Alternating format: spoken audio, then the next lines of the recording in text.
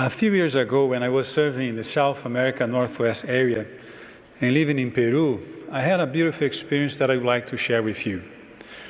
It happened when I was returning home after a busy weekend of assignments. After finally completing the airport immigration process, I found a friendly taxi driver waiting for me from our usual taxi service. He took me to his car, and I sat in the back, ready to relax and enjoy a quiet trip home. After driving a few blocks, the driver received a phone call from his supervisor, telling him I took the wrong taxi. A different car was reserved for me, and the supervisor asked him to take me back to the airport if I wanted to change cars. I told him it was not necessary and we could keep going. After a few minutes of silence, he looked at me through the rear view mirror and asked, "You are Mormon, aren't you?" Well, after that inviting question, I knew my quiet moments were over. I could not resist exploring where his question would take us.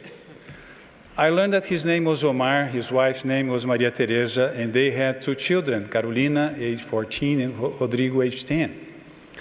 Omar had been a member of the church since he was a child. His family was active, but at some point, his parents stopped going to church. Omar became completely inactive when he was 15. He was then 40 years old. At that moment, I realized I did not take the wrong taxi.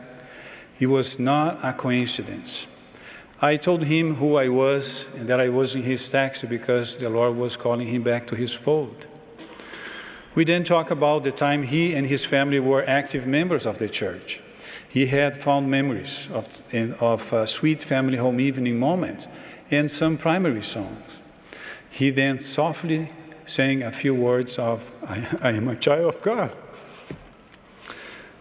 After getting his address, phone number, and permission to share with his bishop, I told him I would find a way to be in the chapel on his first day back to church.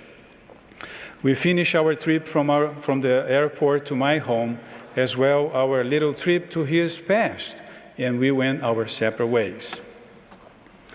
A few weeks later, his bishop called me, telling me Omar was planning to attend church on a certain Sunday. I told him I would be there. That Sunday, Omar was there with his son. His wife and daughter were not yet interested.